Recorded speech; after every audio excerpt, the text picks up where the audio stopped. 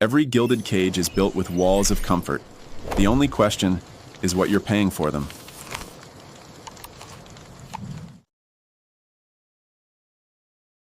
We're about to dive into a story that kicks off with a single tragic gunshot, but then it just spirals into this all-out war over reality itself. You see, this isn't just about a political assassination. It's about what happens next, when we can't even agree on the basic facts of the crime. This right here, this is the one thing everyone agrees on. The one solid fact at the center of all this chaos. On that day, during a speaking event at Utah Valley University, the conservative influencer was shot and killed. It happened right out in the open. But what came after? Well, that was anything but clear. And this quote just nails the feeling of those first few days, doesn't it? Nobody found any clarity. Instead, what we got was this absolute storm of competing stories. A huge void where the facts should have been, and that void, well, it was instantly filled with speculation, with rage, and just a whirlwind of conspiracy theories.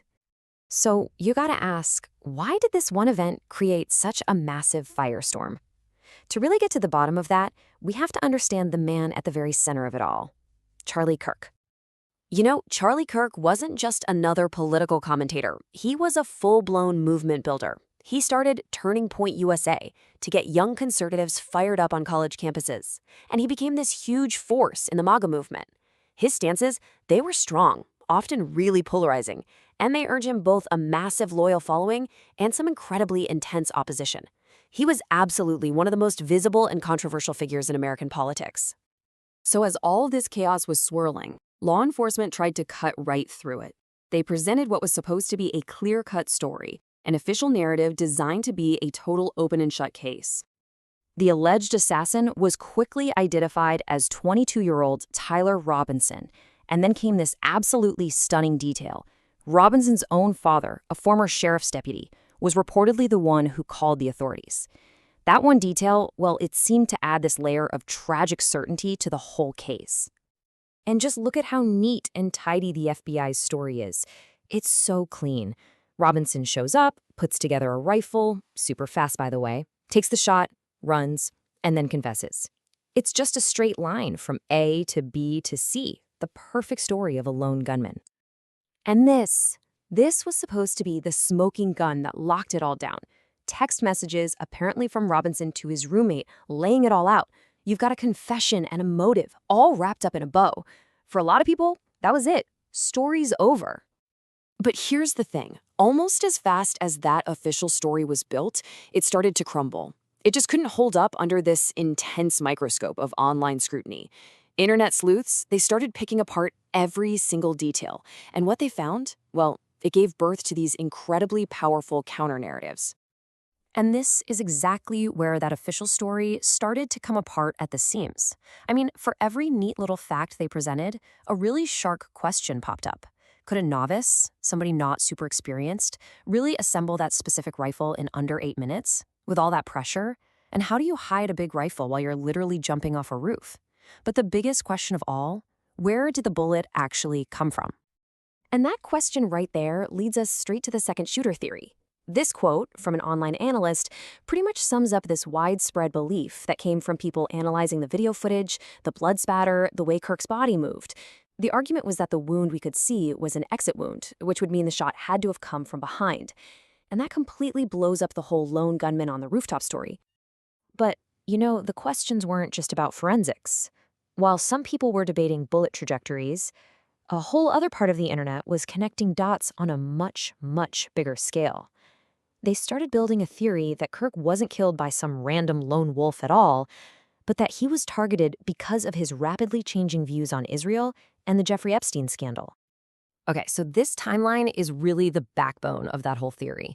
The people who believe it, they point to this radical, and I mean radical, shift in Kirk's public statements just in the months before he was killed. He went from being one of Israel's strongest defenders to questioning its influence, to digging into Epstein's alleged ties to Mossad. And then, just 2 days before he died, he reportedly told donors he was done. He was abandoning the pro-Israeli cause. And as his colleague Candace Owens says here, the timing was just everything. Kirk's death came at the precise moment he was making this massive political pivot.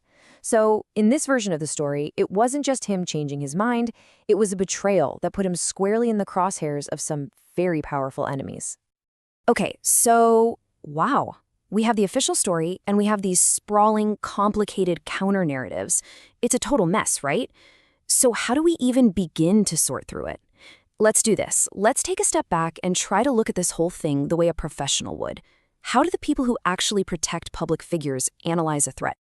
So experts in threat assessment, they focus way less on why someone might attack and much more on how they're preparing to do it. They look for what they call warning behaviors, and you can think of it like a trail of breadcrumbs. These aren't direct threats. They're not a letter that says, I'm going to do this. Instead, they're actions that show someone is heading down a very dangerous path, and their obsession is just growing and growing. So what does that trail of breadcrumbs actually look like? Well, professionals are looking for things like a fixation on past assassinations, any signs of planning, weird trips to places connected to the target, and, of course, any attempts to get their hands on a weapon. It's all about finding a pattern of behavior that's escalating. And agencies like the Secret Service, this is exactly what they do. Their entire job is to be proactive, to spot the people showing these warning behaviors before they can act. The big takeaway here is that attackers almost never just snap out of the blue.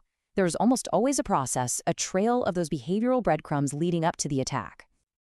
And here's another really key distinction experts make. There's affective violence. Think of it like a crime of passion, a sudden emotional outburst. But attacks on public figures, they're almost always predatory. And what that means is they are planned. The attacker isn't just lashing out in anger. They have a goal, and they've decided coldly and rationally that violence is the tool to achieve it. So after all that, what does this all tell us? We have an official story, we have multiple counter-narratives that completely contradict it, and now we have an expert framework for how to even think about these kinds of threats. But why?